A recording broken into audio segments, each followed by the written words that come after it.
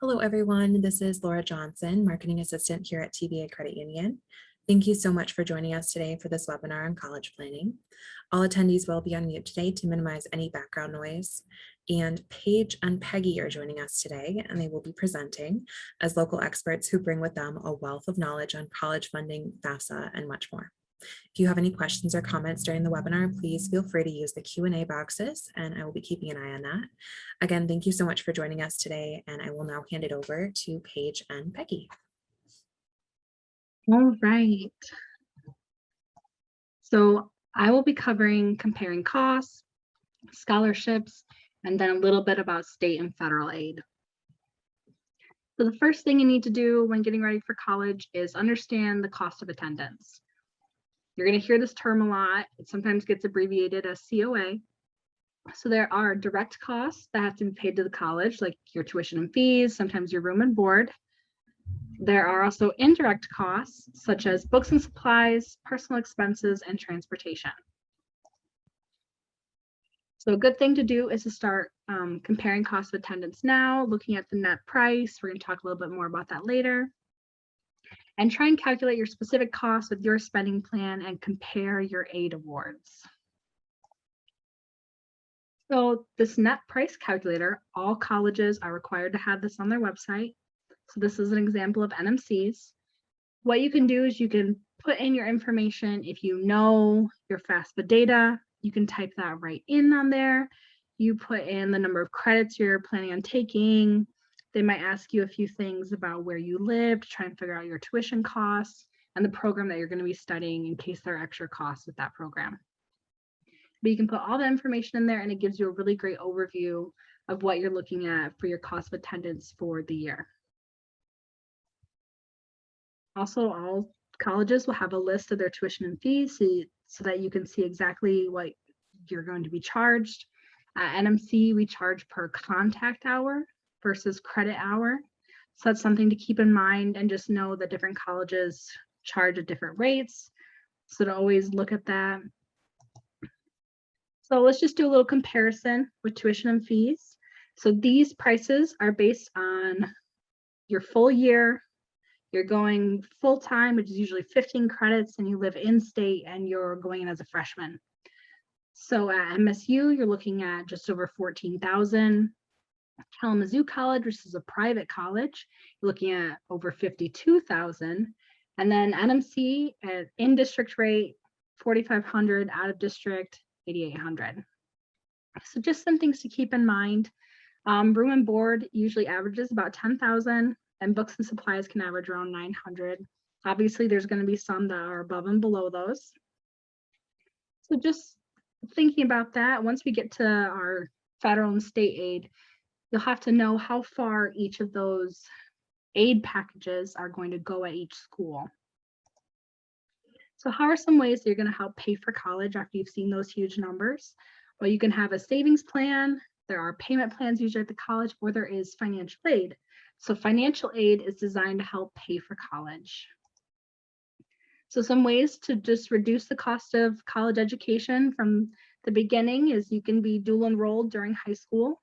There are also CLEP tests, or college level examination program, that you take a test, you can test out of a class, and then you'll get those credits at a much lower rate.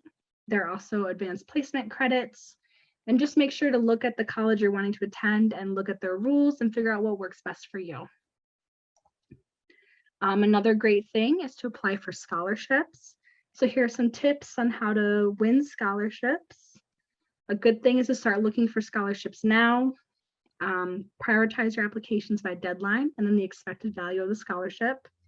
It's great to create an accomplishments resume. It kind of just lays out your life, your extracurricular activities, things that you've done. So it's a little easier to put together any essays that you need to do. Always read and follow the instructions. That's a huge thing. You want to tailor your application to the sponsor's goals and make your application stand out from the crowd, right? Like you're asking for money. You want to make sure you're using your up-to-date information. It's always good to use a professional email address, such as firstname@gmail.com. If you can clean up the content of your social media accounts, and then ask someone to proofread for you.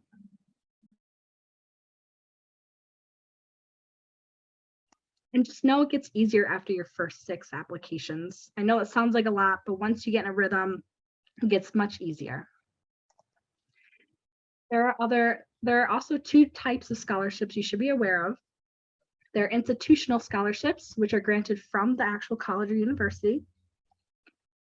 And you can usually find those on the financial aid page or sometimes on the actual academic department page if they're the ones offering the scholarship.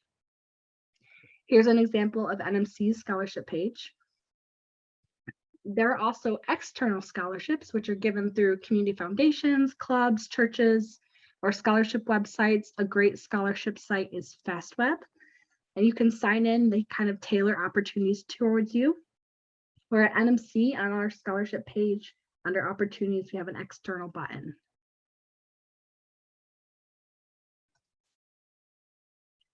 There are some other resources, like a 529 college savings plan. Sometimes there's employer reimbursement. A great example of this is McDonald's. There's also institutional payment plans or AmeriCorps. Now, here are some types of state aid that you might be eligible for. You can learn a little bit more about this at michigan.gov/MIStudentAid. There's the Michigan Competitive Scholarship, Fostering Futures, TIP, Children's of Veterans Tuition Grant, Police Officers and Firefighters Survivor Tuition Grant, Futures for Frontliners, and Michigan Reconnect.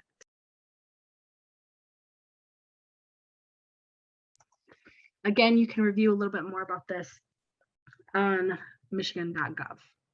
And a lot of times your high school counselor will reach out to you if they think that you're eligible. There's also federal student aid, which you can look at on studentaid.gov. This includes student loans, the Pell Grant, and the Supplemental Education Opportunity Grant, or the SEOG grant. To qualify for this type of aid, you do need to complete a FAFSA, which is the free application for federal student aid. It's the initial step in the financial aid process. It's the core document to apply for financial aid, and it's used to calculate your expected family contribution, or EFC, which I'll go over a little bit here in just a minute. And then it confirms certain eligibility requirements. So what is your EFC, or expected family contribution? So what happens when you fill out the FAFSA?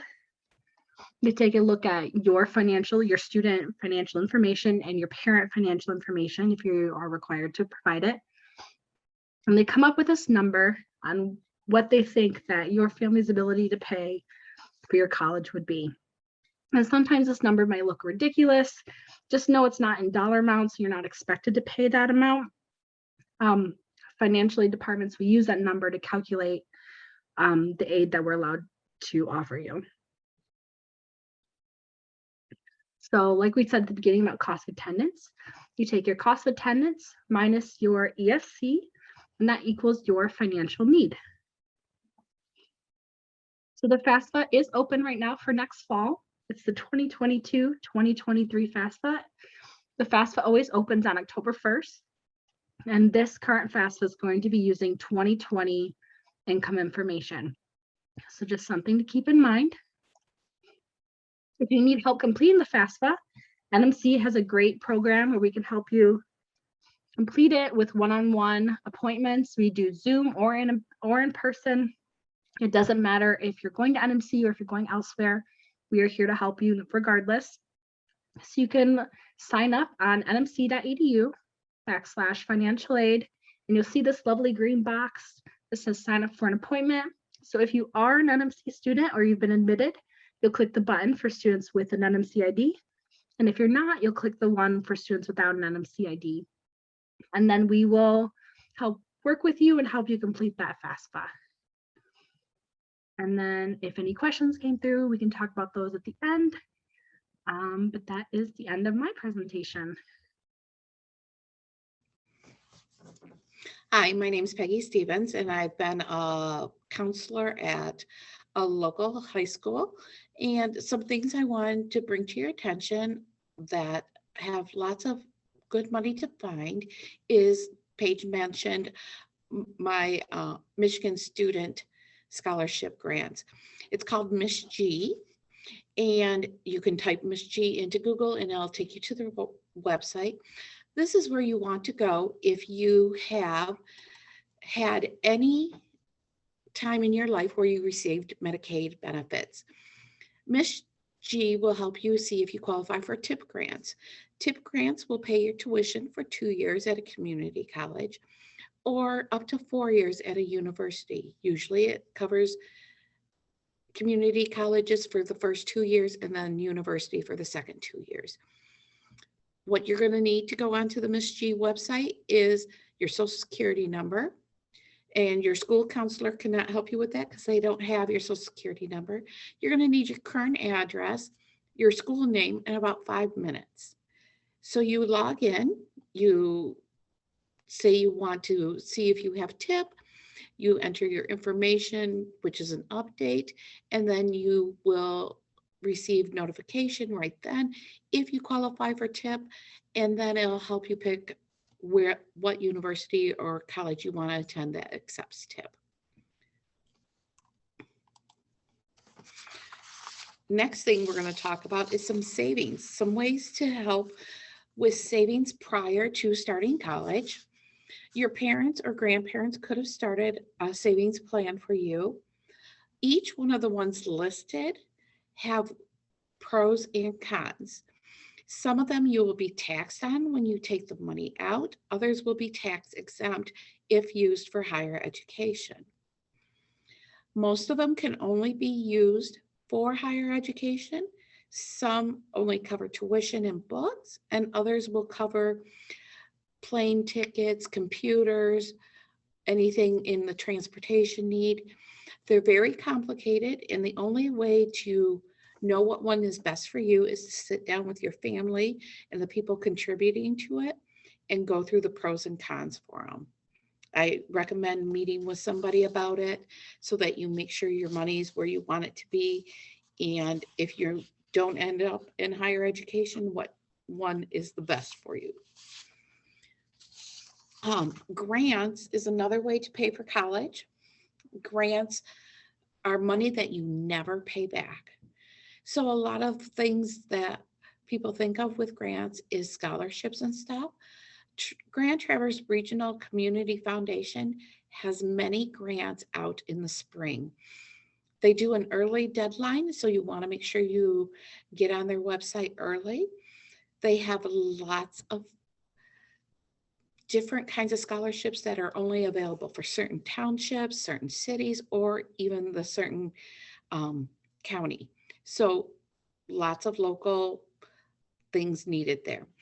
The other kind of grants you can find are your local grants. Check with your church. Anything that you do in the community, they might have some kind of a scholarship or a grant that they give away. The best way is to just check with who you are involved with. Paige mentioned earlier to always have a resume with your accomplishments. This will also help you find your free money or ways to pay for your college. A good thing to remember is have a professional email, and you also want to send thank you notes to anybody who gives you money. So I hope you have a great time out there planning for your education, deciding where you're going to go, and good luck.